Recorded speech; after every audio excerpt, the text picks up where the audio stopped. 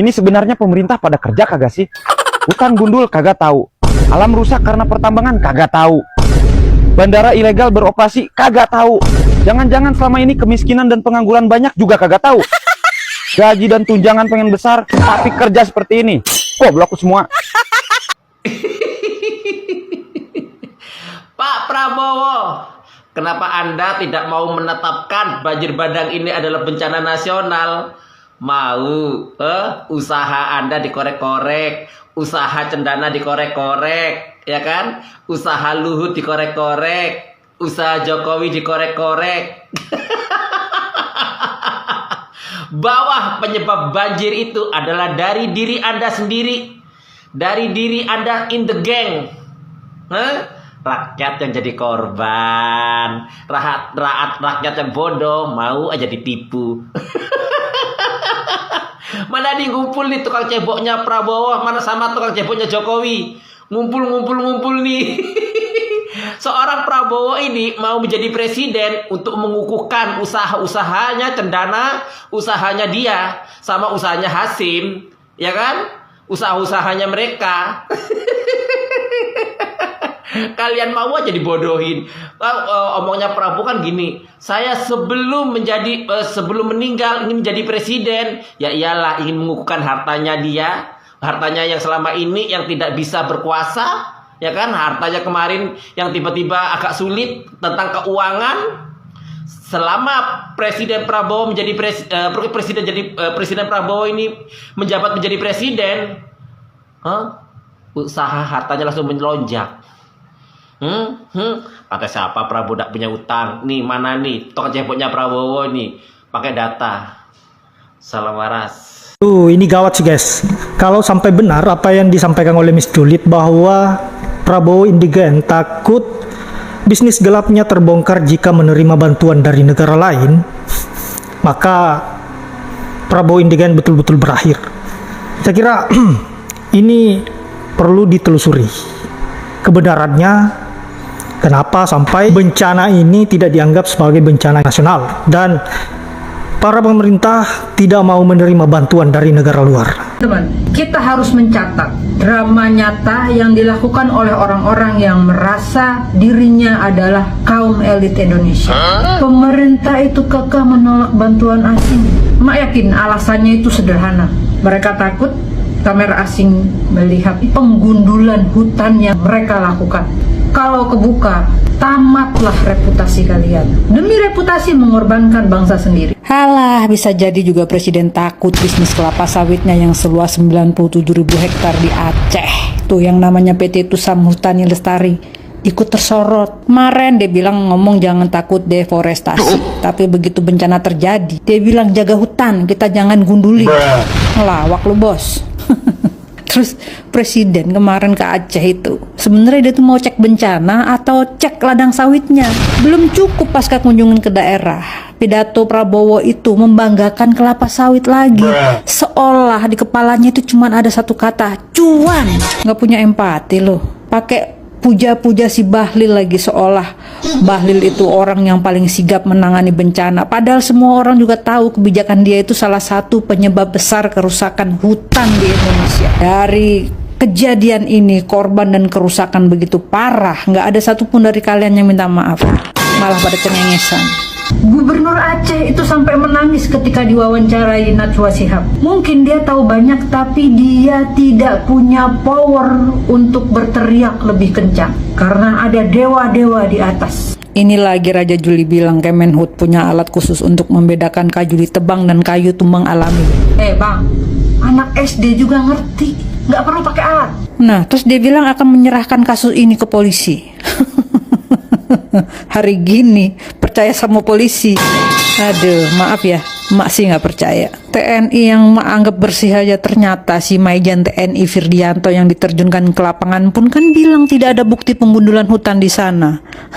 Oke, jadi gelondongan kayu raksasa yang di pesisir barat itu kiriman Raja Jin. Yang paling bikin geleng-geleng kepala adalah ada anggota DPR yang nyinyir kepada Ferry Irwandi karena Ferry menyalurkan bantuan 10 miliar ke lokasi bencana itu bantuan dari masyarakat Indonesia. Emang dasar mentalnya itu iri dan dengki. Kalau lo juga pengen viral, ya lo bantu. Jangan hanya nyinyir sok kuasa.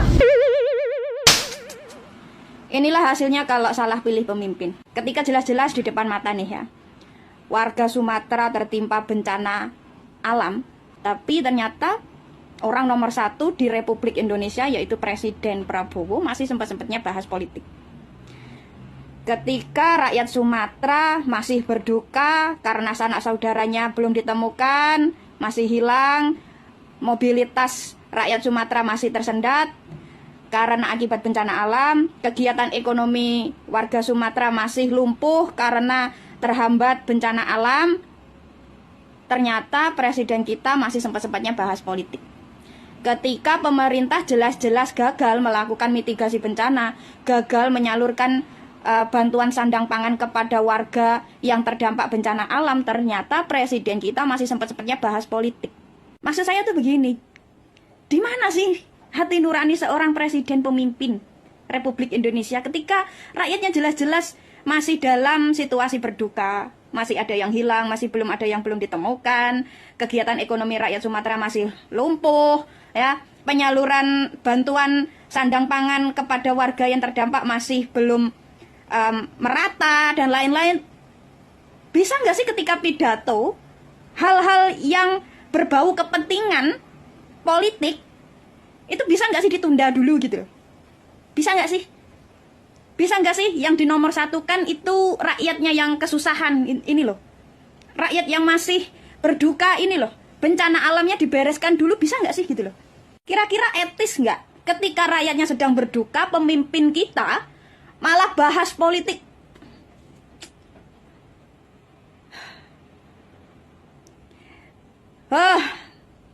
Emang susah ya kalau punya pemimpin pelaku pelanggaran HAM. Hati nuraninya bener-bener nggak main, bos. 50 helikopter sekarang sedang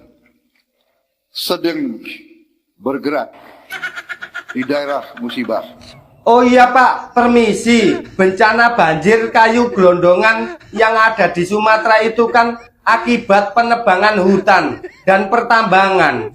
Rakyat jadi korban. Rakyat tidak pernah menikmati hasilnya, tapi menerima musibahnya. Sekarang hutannya rusak. Apa selanjutnya tindakan Bapak? Ke depan kita juga harus tambah tanam kelapa sawit. Tidak cocok Pak kalau pohon sawit ditanam di hutan. Pohon sawit itu akarnya akar serabut. Akar serabut tidak mampu mengikat tanah, tidak mampu mengikat bebatuan, dan tidak menyerap air. Beda dengan pohon hutan Pak. Iya kan Bu Titi? Terus terang saya sedih, miris, dan saya marah. Bayangkan kayu sebesar itu, diameter 1,5 meter itu berapa ratus tahun perlu tumbuh untuk pohon sebesar itu. Hentikan semua ini. Saya tidak mau, kami tidak mau hanya sekedar moratorium. Moratorium tuh besok-besok saya hidupin lagi. Tapi dihentikan, nggak usah ada lagi itu pohon-pohon besar yang dipotong-potong. Sudah jelas Pak. Oh iya Pak, permisi. Jenengan terlihat menggebu-gebu ingin menanam pohon sawit itu. Apakah ada hubungannya dengan itu Pak? Lahan sawit raksasa milik Prabowo di Aceh berada di 3 kabupaten paling parah. PT Tusam Hutani Lestari. Konsesi milik Prabowo ini berdiri berdampingan dengan puluhan izin tambang HTI, HPH, dan kebun sawit berskala raksasa yang bersama-sama mengurus tutupan hutan di pegunungan dan hulu sungai. PT Tusam Hutani Lestari bukan perusahaan anonim berdasarkan dokumen korporasi yang tersedia di laporan publik. Apakah itu tadi benar Pak? Oh iya Pak, permisi. Apakah Bapak masih minat ingin menambah lahan lagi? Saya punya teman Pak. Teman saya punya lahan luas. Barangkali Bapak minat. Itu teman saya. Kalau Bapak Ibu sekalian ada yang memerlukan lahan dengan jumlah yang sangat besar, silahkan sampaikan pada saya. Akan saya carikan. Akan saya siapkan. berapa? 10.000 hektar, bukan meter persegi, hektar. 50.000 hektar, berapa? Itu tadi teman saya, Pak. Barangkali Bapak minat dengan lahan teman saya. Nanti saya kirim nomor WA-nya ya, Pak. Tapi diam-diam saja, Pak. Biar tidak ketahuan netizen. Oke, Pak? Terima kasih, saya bilang.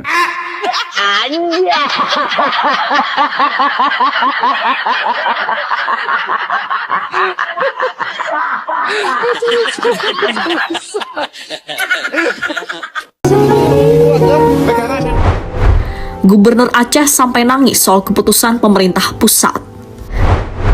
Saat para relawan rela bertaruh nyawa demi bisa menyelamatkan korban banjir, sampai saat ini pemerintah terkesan masih diam dan belum mau menetapkan bencana Sumatera menjadi bencana nasional.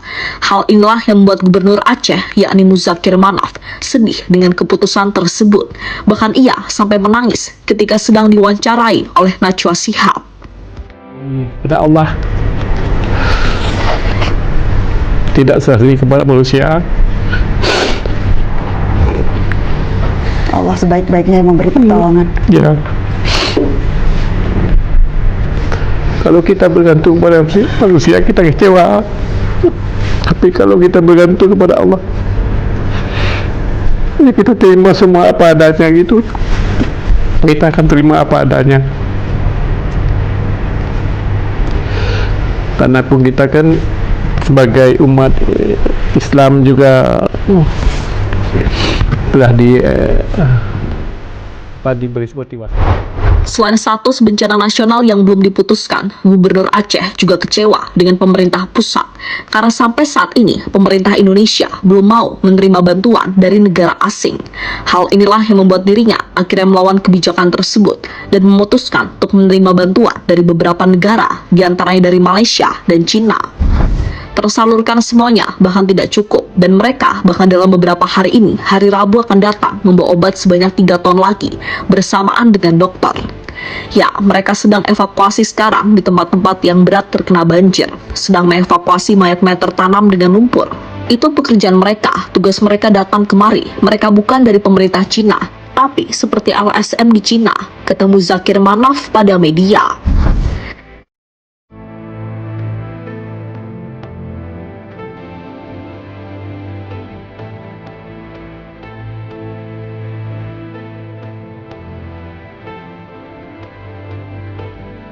Sementara itu, di tengah bencana besar yang ada di Sumatera, kini muncul sebuah fakta baru yang menggemparkan media. Fakta yang dimaksud adalah soal penemuan label Kemenhub dan nama perusahaan dalam kayu gelondong yang akhir-akhir ini viral.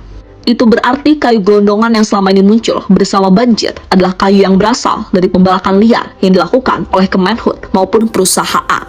Mereka bekerja sama untuk mengeksploitasi hutan yang ada di Sumatera, dan akibat eksploitasi tersebut, banjir besar langsung datang dan korbannya adalah semua masyarakat yang tinggal di sekitar sana. Tentu sebuah fakta yang sangat miris karena akar dari masalah ini sejatinya adalah pemerintah sendiri yang bertanggung jawab terhadap hutan.